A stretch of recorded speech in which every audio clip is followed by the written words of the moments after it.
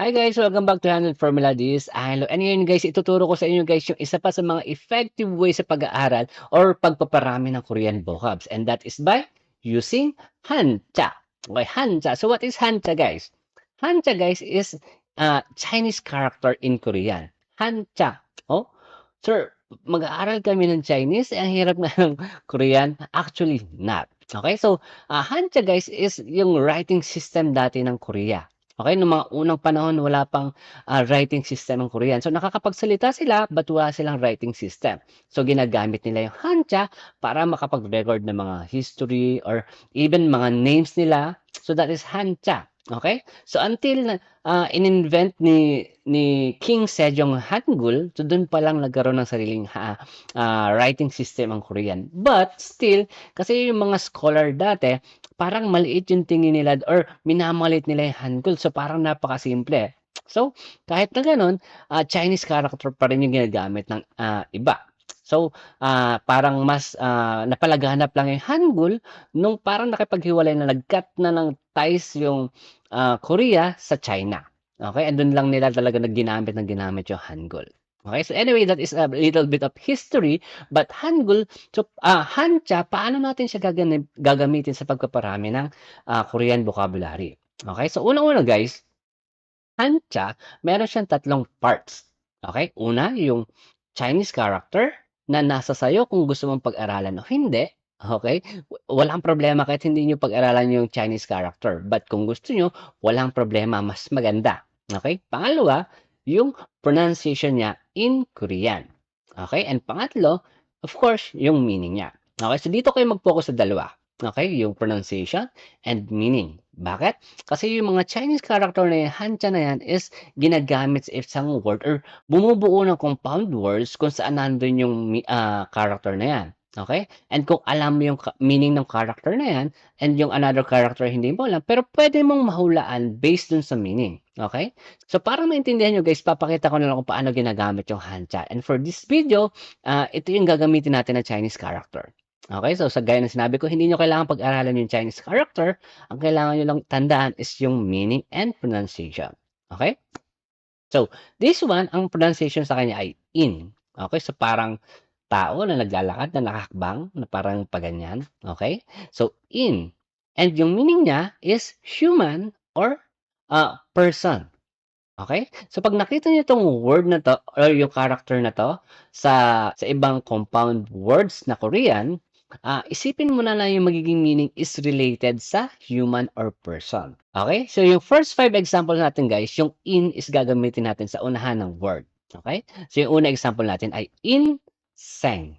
In-seng. So, what is in? Human or person. And seng is life. Okay? So, in-seng is human life. Okay? Human life. In-seng. Okay? So, ganun yung gagawin nyo guys. Alamin nyo yung character. Okay? So, kahit hindi nyo pag-aralan, but yung pronunciation and yung meaning, and mag-memorize kayo ng kahit ilang words lang guys na kung saan ginagamit yung in, dahil sa mga susunod na makita mo yung character na sa ibang words, malalaman mo or mahuhulaan mo yung meaning. Okay? So, another example guys is inje. Inje. Okay? So, in is person or human, and je is talent. Okay? So, Inje is a talented person. Okay? Talented person, talentadong tao. So, next word guys is in Ryok. Okay, in Ryok. But meron tayong rules of pronunciation na pag nagkasunod yung Neon and Lil, basta nagkasunod sila, kahit baliktad, ang magiging pronunciation niya ay double L. So, magiging basa dyan ay Ilyok. Okay, Ilyok. So, in is human or person, and Ryok is power or strength. Okay, so human power or manpower or workforce. Then yung next word natin is inhyong. Okay, inhyong. So pwede niyo mahulaan yung meaning. In is person and hyong is what guys? Hyong is mga shapes.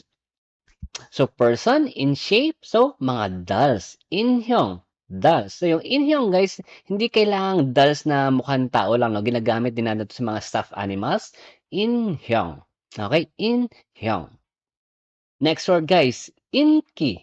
Inki, in is person, is ki is energy. So this is popularity. Okay? So yung unang mga examples natin guys, yung first 5 examples natin, ginamit natin yung in sa umpisa ng word. Okay?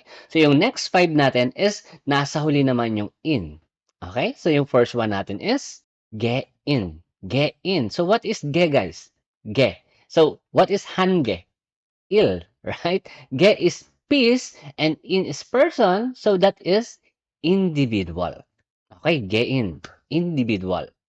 Next word is kun in.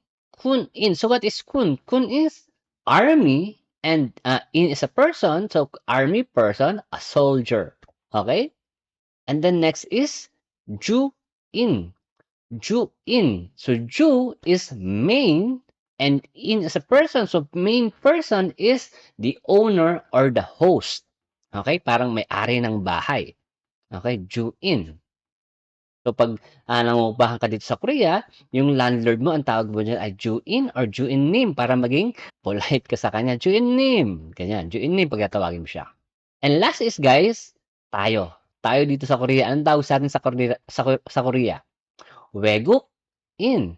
Weguk-in. Okay? So, we is outside, cook is country or nation, and in is a person, so that is foreigner. Okay? Outside, country person, foreigner. Wegugin.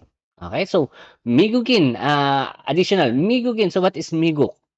Miguk is America. So, in is a person. So, American. Migugin. Hangugin. So, what is Hangugin? Hanguk is Korea.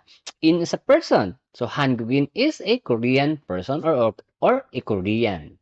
Okay, so sa mga susunod na video guys, magbibigay pa ako ng ibang character na may ibang meaning and also mga examples para matuto rin kayo ng mga Korean vocabulary builder. Okay, so once again, thank you for watching guys. See you again next time. Bye-bye!